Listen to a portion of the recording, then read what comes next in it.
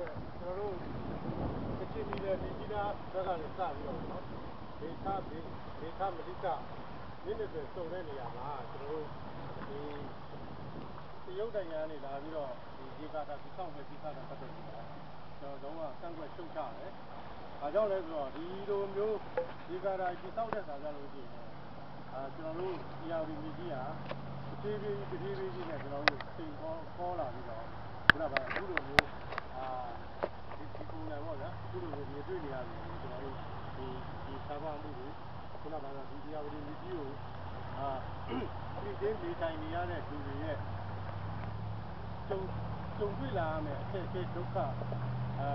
ပြဿနာတွေလို့ရှိရင်အတော်မှကြီးမားတယ်။ဒါကြောင့်မို့ကျွန်တော်တို့ဒီအရီမြစ်နဲ့ပတ်သက်ပြီးတော့ကျွန်တော်တို့မှာဒီကာဝယ်မှုမှာကျွန်တော်တို့လူသားတိုင်းမှာကျွန်တော်တို့မြန်မာနိုင်ငံသားတိုင်းမှာတာဝန်ရှိတယ်။ဒါကြောင့်ဒီလိုမျိုးတာဝန်ရှိရတယ်ဆိုလို့ရှိရင်ဒီဟာကိုမြည်နေကြတဲ့ဒီလူတွေရောတိရစ္ဆာန်တွေရောဆိုလို့ရှိရင်ဒီမြစ်ကြီးကိုမြည်ပြီးတော့နေတိုင်းတော့ရုန်းကန်ရပ်တည်နေရတဲ့သူတို့အနာဂတ်ဘဝတွေတောက်ဆုံးသွားလိမ့်မယ်။သူတို့အနာဂတ်ဘဝတွေကအခက်အခဲတွေကြုံတွေ့လာရင်တရားဒုက္ခတွေကဆိုလို့ရှိရင်သူတို့အနာဂတ်ဘဝတည်သွားတယ်လို့ဖြစ်တယ်။ဒါမို့ကျွန်တော်တို့ဒီအားလုံးမှာတာဝန်ရှိတယ်လို့ဒီတရားဝင်မြစ်ကြီးကိုကာကွယ်ဖို့အားလုံးကျွန်တော်တို့ဝိုင်းဝန်းပြီးတော့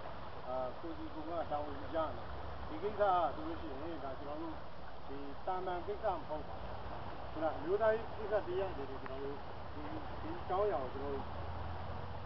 အလေးနဲ့ထားပြီးဆောင်ရွက်ရမယ်လို့ကျွန်တော်တို့ဖြစ်နေတာ။ဒါကြောင့်လဲဆိုတော့ဒီကိစ္စ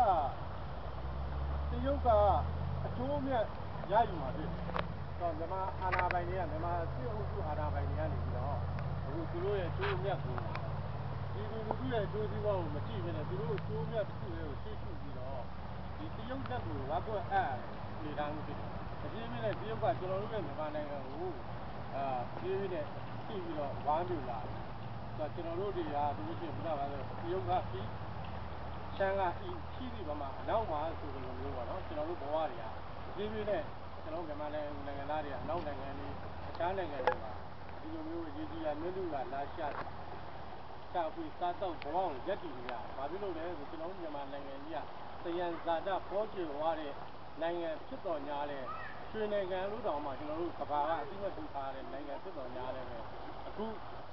လက်ရှိတိုင်းပြည်ကိုအဓမ္မအုပ်ချုပ်တဲ့စစ်အာဏာပိုင်တွေရဲ့ခုနတိုင်းပြည်ရဲ့အကျိုးအမြတ်ဘာဝသယံဇာတတွေကိုကျိုးရှာအားထုတ်ပြီးတော့လုပ်ကိုင်နေတဲ့အတွက်ကြောင့်ကျွန်တော်မြန်မာတွေကမြန်မာသူနိုင်ငံသားတွေအားလုံးကနေပြီးတော့ဒီအခက်အခဲဒီဒုက္ခတွေနဲ့ရင်ဆိုင်နေရပြီးတော့ခုနကကျွန်တော်တို့ရှိဘိုးဝေကြီးတွေပြောခဲ့တဲ့တရုတ်ကပြီးရှမ်းကရှိပြီးပါအနောက်မှာဆိုလိုမျိုးဒီစကားပုံတစ်ပေါင်နေတဲ့ဈေးနေဒါမှမဟုတ်ကျွန်တော်တို့တွေကကျွန်တော်တို့နိုင်ငံထဲမှာကျွန်တော်ပြန်ပြီးတော့အေးအေးချမ်းနဲ့ကျွန်တော်တို့နိုင်ငံထူထောင်နိုင်ရေးကိုကျွန်တော်တို့ကာကွယ်ဖို့အတွက်ဒီစစ်အာဏာရှင်ကိုကျွန်တော်တို့ပထမဖယ်ရှားမှသာလျှင်ရမယ်ဆိုတဲ့အတွက်ကြောင့်ကျွန်တော်တို့ရဲ့အနာဂတ်စံကြမ္မာကိုခုချိန်မှာကိုခံပြီးတော့စစ်အာဏာရှင်ကိုတိုက်ပြတ်ဖို့အားလုံးဝိုင်းဝန်းကြပါလို့ပြောကြရတဲ့ဒီကုန်းချုပ်ပါတယ်